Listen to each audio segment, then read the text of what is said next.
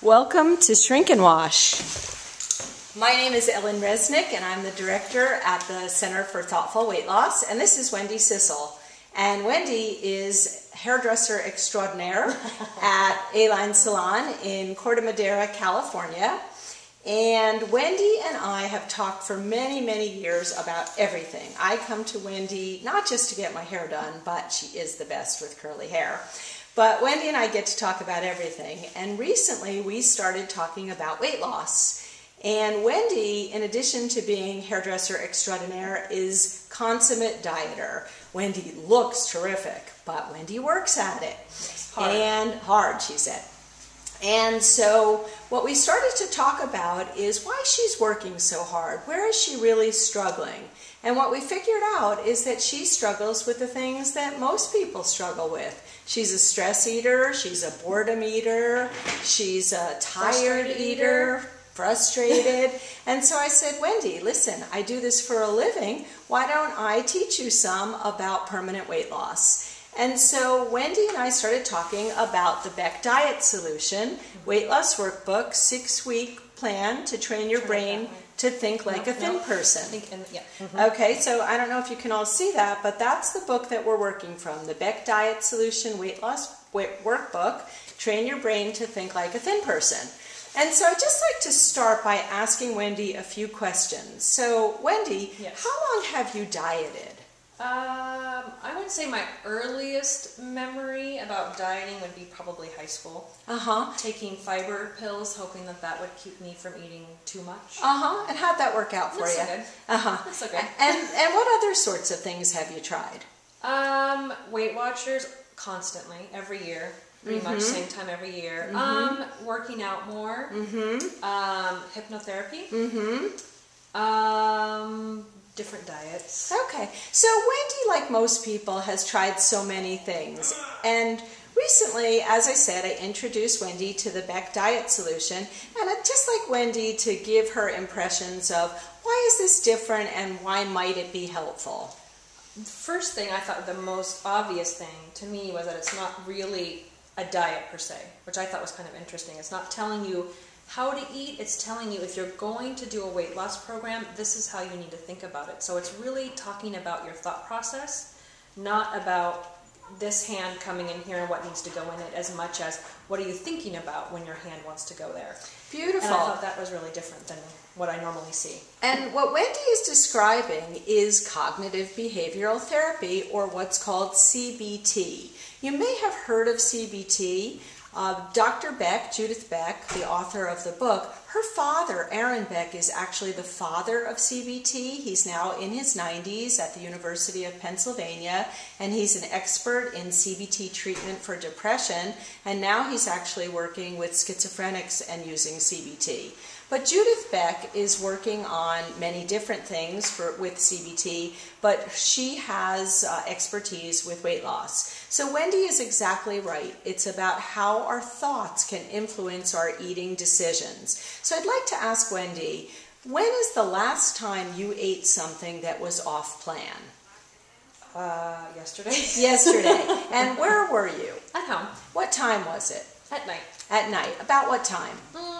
Typically anywhere between 3 o'clock if no one's home, it'll happen, but most often it happens when my family's in bed and I'm by myself. So Wendy eats when she's by herself or people are in a different room. That's very common. People don't want their family or their friends to see them eating in an unhealthy way. So Wendy, at last evening when you were about to eat what did you have?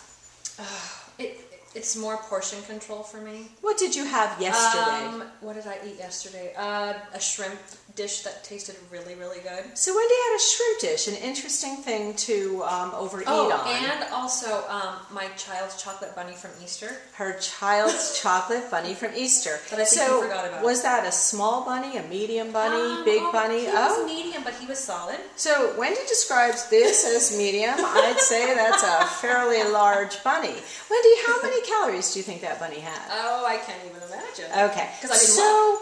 It's because she I don't wanna didn't know. look, because she didn't want to know. So that's a trick that dieters often fail at. They don't want to know how much they're eating because then they'd have to be accountable for it. So Wendy just kind of went into denial land, which many people go into, and she ate her bunny.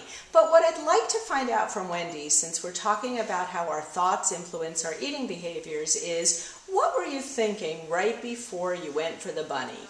I was thinking, wouldn't that taste good, and wouldn't it make me feel good? And so Wendy thought, wouldn't that be good and wouldn't it taste good?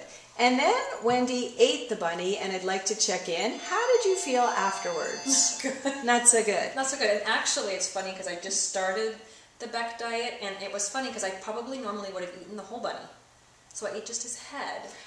So I felt like that was pretty good for me to not eat, because usually I will eat the whole thing. Okay, so Wendy just ate the head of the bunny this time. Way better than eating fully through the tail. Yeah.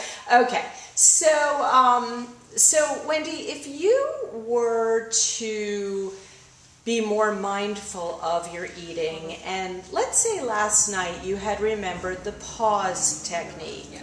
Now, as you recall, that's something that you and I went over, where before you're going to reach for the bunny's head, you actually take some calming breaths, walk away from the bunny, you grab the hand that you eat with, and you ask 3 questions. What am I thinking?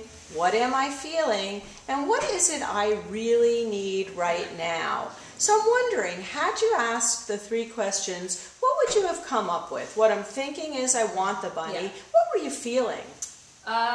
Usually I feel like, because I'm typically a multitasker. Last night, though, specifically, what were you feeling? Just, I know if I eat, I'll sit down.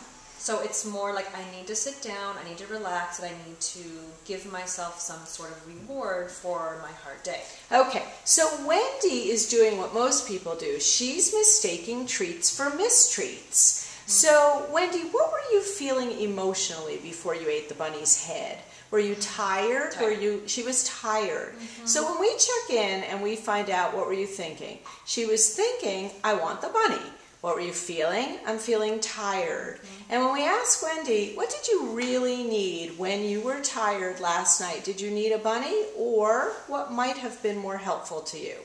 To allow myself to sit down and not fold the clothes. To allow herself do anything to else sit other than down. Sitting down and just relaxing. Okay, so for Wendy, I think I now have a very good understanding of what happens. Wendy is a multitasker, and she's a tad of a perfectionist, and... In a good way, though. In a very good way. Oh, amazing. Absolutely amazing. But Wendy... If Wendy could allow herself to just sit down when she's tired and either thumb through a magazine, watch a little TV without bringing the bunny to the TV, Wendy would have made it through that craving for the bunny without eating even the bunny's head. So I'd like to ask Wendy, tonight when you're feeling tired, because I'm guessing you will, because here we are working on Memorial Day. Yes. I'm wondering what you might do differently tonight. Give myself permission to sit down. Beautiful.